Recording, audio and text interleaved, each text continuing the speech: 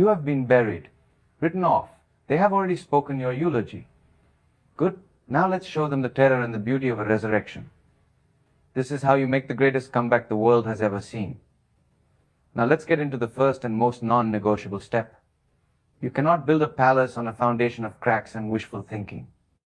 You have to survey the ruins. I'm talking about embracing the brutal, unvarnished, and often ugly truth of what happened. This isn't about guilt. It's not about a post-mortem where you're the villain. It's about being the lead detective in the quiet room after the storm has passed, with all the evidence laid out on the table, and asking one question: what actually happened? We have this incredible human reflex to dress our wounds with stories. We point to the market, the bad luck, the timing, the other person's mistake. We create a cushion of excuses to soften the fall. And I'm telling you, that cushion is a trap. It's quicksand. Because if you start your comeback from a place of intense and delusion, you are programming yourself to repeat the same errors. You will miss the critical flaw. The truth is your only ally. It is the solid ground you will push off from. So, how do you do it? You sit with yourself. You get a notebook. You go for a long walk with no music, and you confront it. You write it down. I was underprepared. I ignored the warning signs because I was arrogant. My fundamentals were weak. I trusted the wrong person. Stop listening. You name the demon. You look at the bank statement, you watch the game tape, you read the failed project report, not with emotion, but with the cold eyes of a scientist. This is data. This is feedback from reality. And here's the hardest part. You must separate the truth from the noise. The truth is an actionable fact. My fitness was at 60% is a truth. I am a failure. My strategy was outdated is a truth. The world is against me is noise. You filter out the self-pity and you isolate the variables you can control. This process, it's humbling. It will make you wince. It should. If it doesn't hurt, you're not doing the cushion. But when you finally have it, that clear, crystalline, uncomfortable truth, something shifts. The weight of denial lifts. The confusion evaporates. You are no longer running from a ghost. You are facing a known opponent. And a known opponent, no matter how formidable, can be studied. He can be strategized against. This truth becomes your blueprint. It tells you exactly where the walls were weak, so you know where to reinforce. It shows you where the door was left unlocked, so you know what to guard.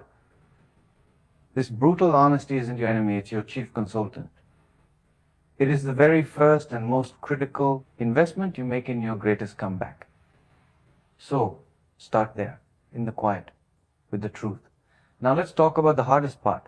You face the truth, you've got that raw, painful data laid out in front of you. And there's a very human, very tempting instinct that kicks in right here.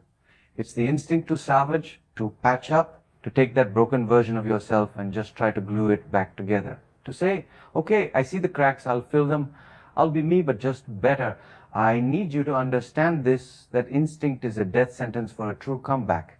It is the single biggest, and most people only ever make a half step back, not a leap into a new stratosphere. So we move to the non-negotiable, the fiend needs ashes.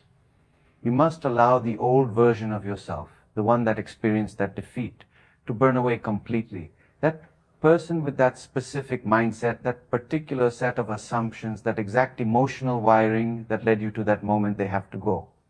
They reached the limit. They hit a wall they could not scale. To try and send them back out, even with a new playbook, is to send a soldier with the same old weaknesses back into the same war. You will lose. Again, this isn't about changing your habits, it's about changing your identity. The old identity is a constellation of you told yourself, I'm the person who wins this way. I'm the one who can get by on that. This is how things work for me. That defeat didn't just happen to that identity. It was in many ways the final brutal product of that identity. Clinging to it is clinging to the very cause of your downfall. It's sentimental. And sentimentality has no place in the furnace of a comeback. Think of it as a software update. You don't just patch a fundamentally flawed operating system. You don't keep adding new apps to a platform that keeps crashing. You wipe the drive, you accept that the old code, for all its past successes, has a fatal bug that showed up at the worst possible moment. You back up the data, the lessons, the skills, the core wisdom, but you delete the program. You install a new operating system from scratch. This is a slow, deliberate, often terrifying process. You will feel a sense of vertigo, a feeling of being nobody because you've let go of who you were. And the new you isn't fully built yet. That vacuum, that quiet emptiness where your old certainty used to live, that is the most fertile ground you will ever stand on. It means sacrificing your old reputation. You have to be willing to be a beginner again, to look foolish in new ways. It means killing your old routines, not tweaking them. If your morning routine ended with you scrolling through news that made you anxious, you don't just limit the scroll, you delete the apps, you replace the entire block of time. If your approach to work was chaotic and adrenaline fueled, you don't just buy a new planner. You build a new philosophy of work from the ground up. One based on deep focus, not frantic reactivity. It also means sacrificing your old sources of validation. The people who clapped for the old you might not understand the new you. The metrics you used to chase might become meaningless. You have to be willing to let those audiences fall away, to let those old scorecards go blank. This is why it feels like a death. Because it is. You are the surgeon and you are also the patient on the table. You are removing a part of yourself to save the whole. And this is crucial. This burning is not an act of violence against yourself. It's not self-hatred. It is the ultimate act of respect for your own potential. It is saying, what I am capable of is so much greater than the shell I've been inhabiting. This shell had a good run. It got me here, but has reached its limit. It is time to molt. You shed the skin. You don't mourn the skin. You honor it for protecting you, and then you leave it behind because you are growing into something larger. This process happens in the silent choices. It's in the book you read instead of the show you used to binge. It's in the conversation you walk away from because the gossip no longer feeds you. It's in the hour you spend learning a new skill while the world sleeps. It's in saying no to an old temptation with a quiet finality that surprises even you. Each of these choices is a small flame contributing to the sacred fire that consumes the past. So, do not rush to rebuild from the rubble. Sit in the ashes for a moment.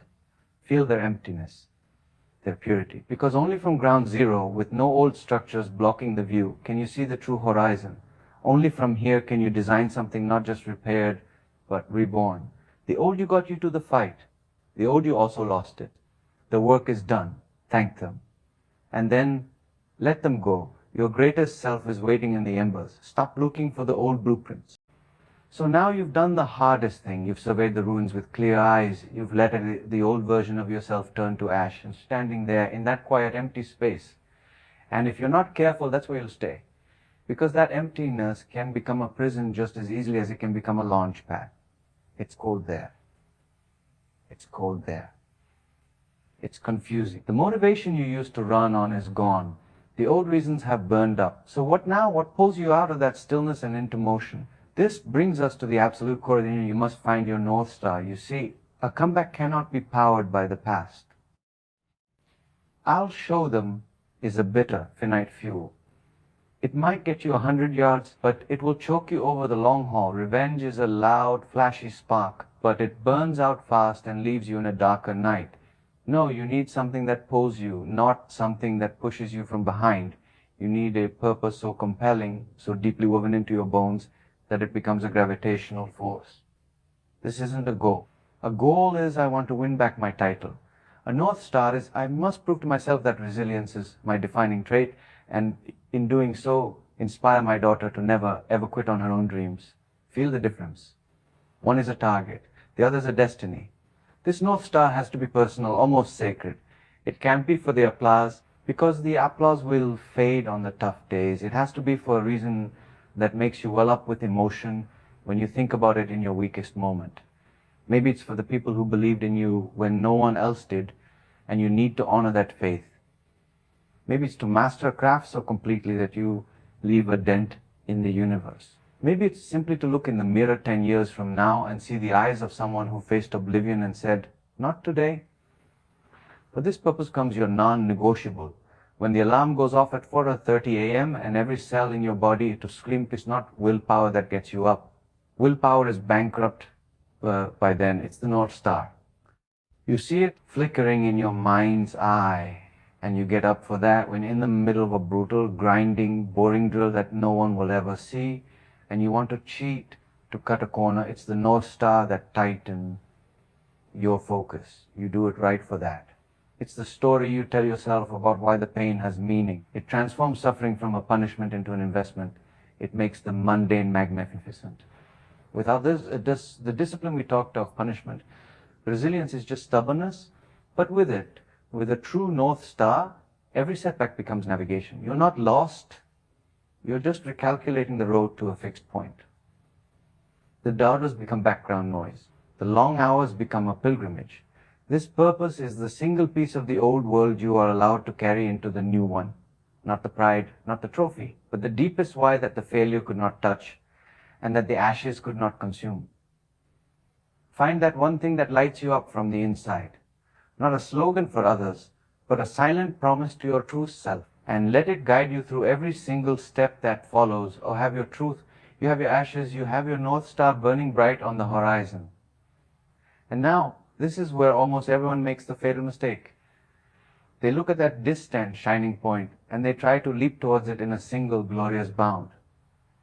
They map out the entire epic journey in one go. They are overwhelmed by the sheer distance before they've even taken a step. And that's how dreams die, not in failure, but in the paralysis of scale. So let's talk about the antidote. Let's talk about the daily, unglamorous, miraculous act of mastering the micro-commitment.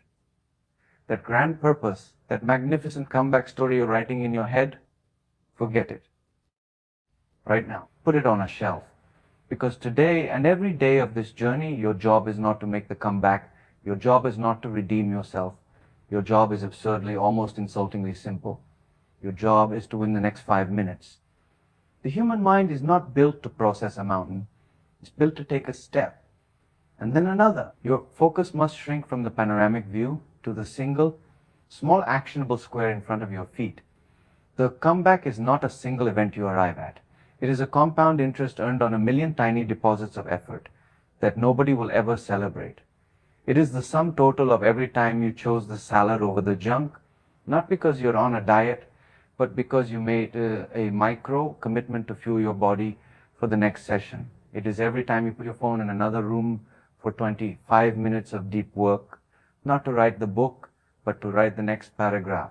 It is every time you go for that slow, painful jog, not to win the marathon, but to not stop until the next lamppost. This is how you build momentum when you have none. You don't try to generate a tsunami. You focus on creating a single small, forward moving ripple. And then you create another one that pushes on the first. And another. These micro commitments are promises you make to yourself and keep instantly. They rebuild the most critical thing you lost in your failure, trust in yourself. Every time you do the small thing you said you would do, you are depositing a coin in the bank of self-belief. Over days and weeks, that count grows. You stop wondering, can I do this? Because you have 1,000 pieces of evidence from the last hour proving that you can do the next thing. This is how you outfox doubt. Doubt lives in the future. It whispers about next month's obstacles and next year's competition.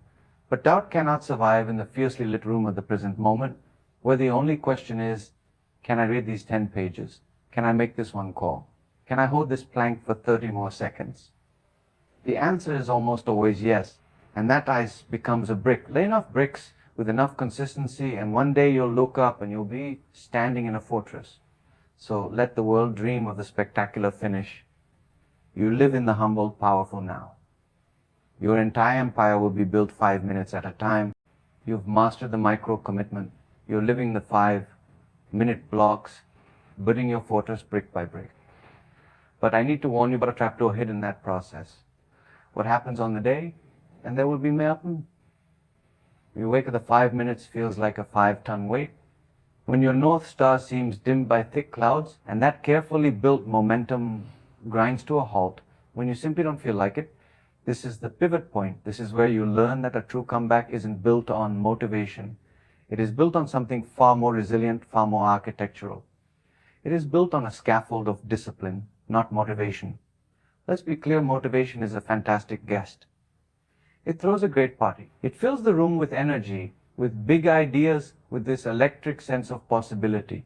You feel unstoppable. But you must understand, motivation is a fair weather friend. It is the first one out the door when the skies darken, when you're tired, when you're bored, when you're discouraged. If your entire structure is held up by this flaky guest, the moment it leaves, the entire thing collapses. And in the gritty, grey, pre-dawn reality of a comeback, motivation is almost always abs different. Discipline isn't a guest, it's the foundation and the load-bearing beams. It's silent, it's unsexy, it doesn't give you chills. It just is. Discipline is the pre-set decision that operates independently of your feelings. It is the algorithm you install in yourself that says, at 5:30 a.m., I run, not if I feel inspired. Not if I feel slept well, at 5:30 I run. It says, from 9 to 11 I work on planning, not if I'm in the flow. Not if it's easy. From 9 to 11 I work. You see, motivation asks you, how do you feel? Discipline tells you, this is what we do. When you rely on feeling, you are a slave to the weather of your own mind. But when you rely on discipline, you become the weather maker. You create your own climate. That workout happens not because your body wants to, but because your calendar says so. That difficult conversation happens not you're brave, but because your integrity demands it. Discipline is the bridge between the person you are and the person your North Star requires you to be. It's the daily mechanical crossing of that bridge, regardless of the fog or the fear on either side.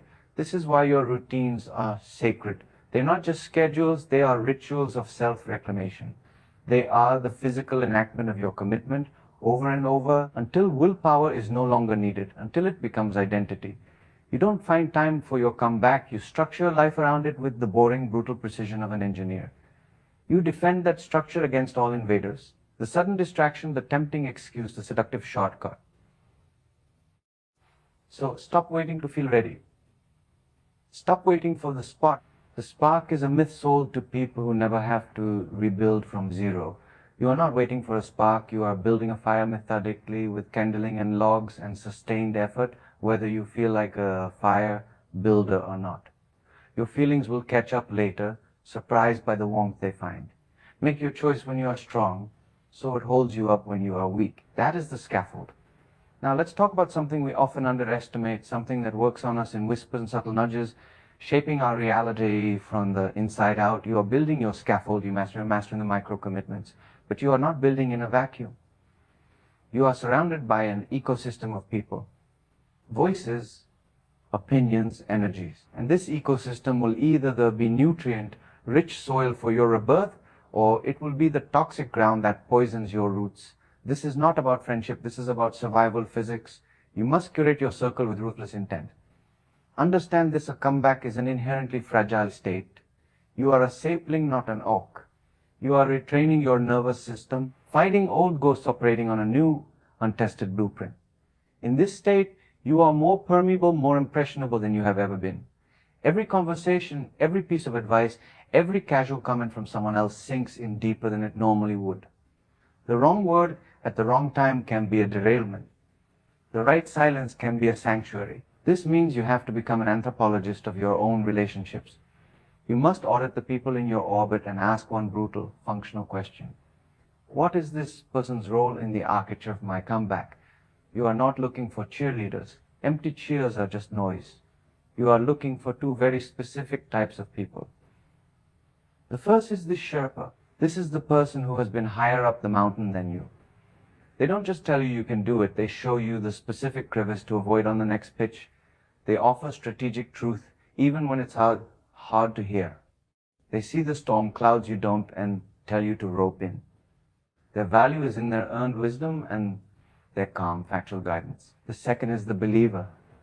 This person may not know the path, but they have an unshakable, almost irrational faith in you. Not in your past title, but in your core essence. They hold the vision of your future self when you cannot hold it for yourself. Their gift is not strategy, but unwavering emotional fuel. They create a psychological safety net made of pure conviction, so can take big swings without the fear of total annihilation. Everyone else falls into a dangerous category, the spectator, or worse, the subtle saboteur. The spectator is neutral, but their neutrality is a drain. Your comeback requires energy, and they are a passive hole in your energy field. The subtle saboteur is more insidious. They might frame it as being realistic or just looking out for you, but their language is laced with the past. They remind you of limitations. They question the why of your pain. They keep the old version of you on life support because it makes them more comfortable. You must distance yourself with polite firmness from these energy streams. This isn't cruelty. It is necessary triage. You are in a fight for your future, and you cannot afford to carry passengers who have their hands on the wheel of your doubt. Your circle must become a clean, well-lit room where only two things are allowed: truth that builds and belief that fortifies. Do it not announce inspiration. Do it quietly, deliberately. Spend your time where your growth is mirrored, not your fear. Protect your new, tender shoots from the old weather. All this work you're doing, the disseration, the daily grind, it's happening in the quiet. But there's another battle raging, and it's not in the gym or the office. It's in the private theater of your own mind. It's the story you're telling yourself about what's happening. See, you have a narrative running on a loop, and right now, if you're not careful, it's probably a tragedy. It's the story of the fall, the story of the loss, and that story left unchecked becomes a cage. So you must learn to do the most powerful act of mental alchemy, reframe the narrative. Catch, you are not the passive character in this story. You are the author, and the author gets to decide what a scene means. That moment of defeat at rock bottom, in the old story, it's the climax. It's the devastating end. But what if it's not? What if in the new book you're writing with your actions every day, that moment is not the climax, but that inciting incident? The difference is everything. The climax is where everything finishes. The inciting incident is where everything truly begins. It's the call to adventure that the hero initially refuses. It's the knock on the door that changes everything. Start telling the story from right now, backward and forward, with that loss as the powerful, necessary spark. This isn't positive thinking. This is strategic storytelling. Your brain believes what you consistently tell it. If you keep replaying the tape of the failure as a definitive ending, your nervous system accepts that the journey is over. It starts to shut down. But if you start narrating your life as, that was the day everything changed. That was the day I was given the gift of a blank page. Your psychology shifts to one of possibility. You start to look for evidence that supports the new story. You see the hard training not as punishment, but as the hero's rigorous preparation montage. You see the doubters not as voices of truth, but as the obligatory naysayers in the second act that every great hero must overcome. Change your language. Out loud. Stop saying, I'm trying to recover from X. Start saying, I'm building towards Y. Why?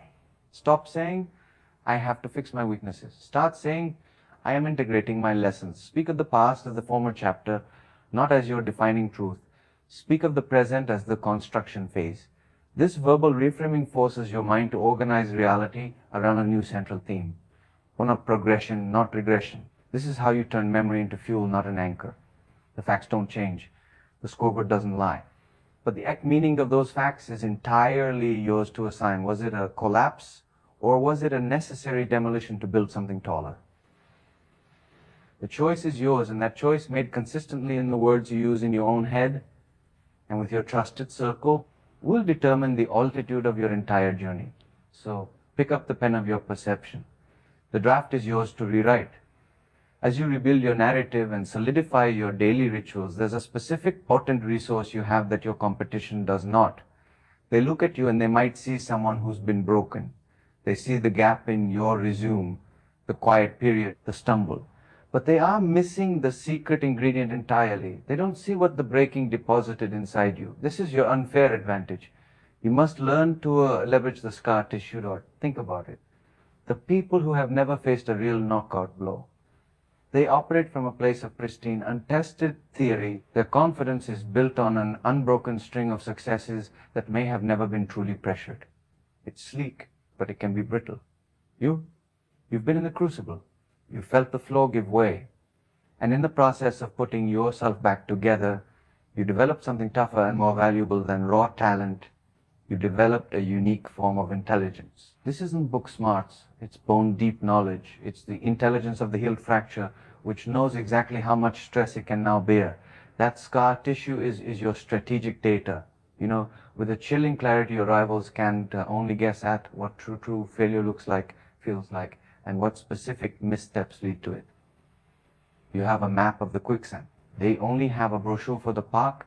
This allows you to operate with a discernment they cannot match. You can spot a red flag from a mile away because you've seen it before up close. You can dismiss trivial setbacks with a calm, the mistake for arrogance, because you have calibrated your scale against a real cataclysm. A missed sale isn't a disaster, it's feedback. A critic's note isn't an indictment, it's a datum. Your baseline for crisis has been reset to a much higher threshold. This isn't much about being hardened into cynicism. It's about being fortified into precision. That scar tissue grants, that's your kind of emotional economy. You no longer waste energy on the petty anxieties, the office politics, the fear of a small embarrassment. You've lost the big thing, so the small things lose their power to distract you. Your focus becomes laser-like because the noise simply doesn't register on your new, more resilient nervous system. So stop seeing your past as a wound you have to hide. Start seeing it as a unique piece of equipment. It's your customized body armor. It's your proprietary software that runs on an operating system called a resilience. When you walk into a room, you are not walking in with just your skills. You are walking in with the ghost of your defeat, and you have made that ghost your advisor, your early warning system, your source of a deep, unshakable calm. You have stared into the abyss, and instead of it swallowing you, you brought back a piece of its darkness and forged it into a tool. Do not hide your scars.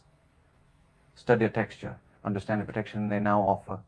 And then deploy that toughened, wiser version of yourself as your ultimate strategic asset. It is the one thing no one can ever copy, buy, or take from you. This relentless forward push, this disciplined architecture you're building, it creates its own unique danger. A danger disguised as a virtue. We are taught to admire the grind, to lionize the person who burns the candle at both ends. But in a comeback, that mindset is a straight path back to the very cliff you climbed out of. You are not just building momentum, you are managing a precious infinite resource. This is why you must master the counterintuitive art of practicing recovery, the relentless river. Think of your energy, your focus, your emotional resilience not as a bottomless well, but as a battery.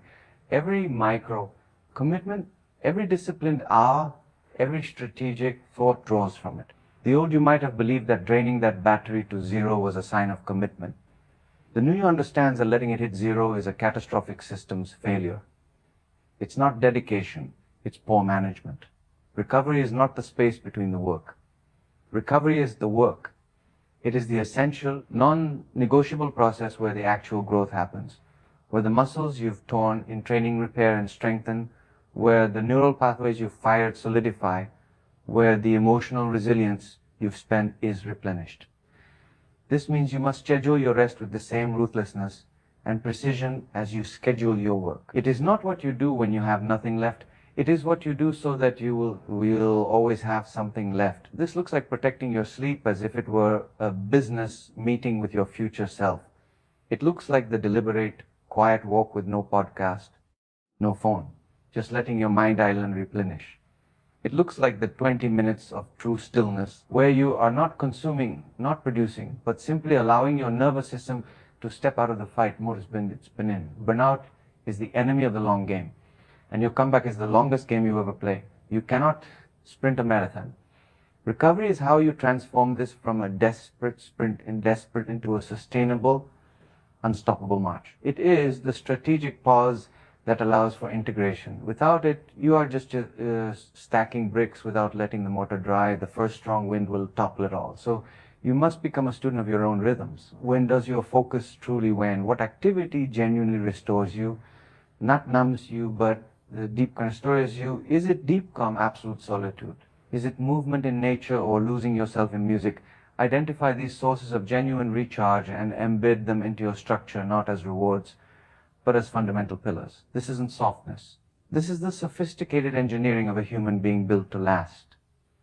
You are not just working hard. You are building a vessel that can carry this new version of you all the way to the horizon and beyond. Protect your peace, your quiet, and your sleep. They are the silent architects of your resurrection. After all this, the truth, the ashes, the North Star, the daily bricks, the discipline, the carried in circle, the rewritten story, the scar tissue, the sacred recovery, there comes a moment of re-entry. And this moment is a canvas of perception you must paint with absolute intention. You do not merely return. You must execute the shock and awe retort. This has nothing to do with arrogance or loud declarations. It is the opposite of fanfare. It is the profound, quiet power of a completed transformation made visible. Think of it this way. The world has a memory of your former self, the one who fell. If you return looking like a slightly improved version of that person, you confirm their old narrative. You become a footnote of resilience, not a new chapter. But if you return so fundamentally recalibrated, so utterly refined in your essence and your output that the comparison to your old self becomes laughable, you shatter their narrative. You force a recalibration of your entire story in their minds. Your return should not meet their expectations, it should vaporize them. This is not about theatrics. It is about undeniable evidence. It is the work that speaks so loudly you don't have to say a word. It is the calm in your demeanor that comes not from naivety, but from having faced the worst and forged a deeper core. It is the quality of your first project, your first performance, your first major decision back in the arena. It must be of a different category altogether. Not just good. Not just a return to form. It must carry the fingerprints of the depths you've visited. It should have the weight of your silence, the precision of your focus, the resilience of your rebuilt spirit woven into its very fabric. You are not coming back to play the same game. You are coming back having changed the rules from the inside out. Your shock and awe is the silent gap they cannot comprehend. The gap between who they remember and who now stands before them. It's in the patience where there was once impulsivity. It's in the strategic silence where there was once defensive noise.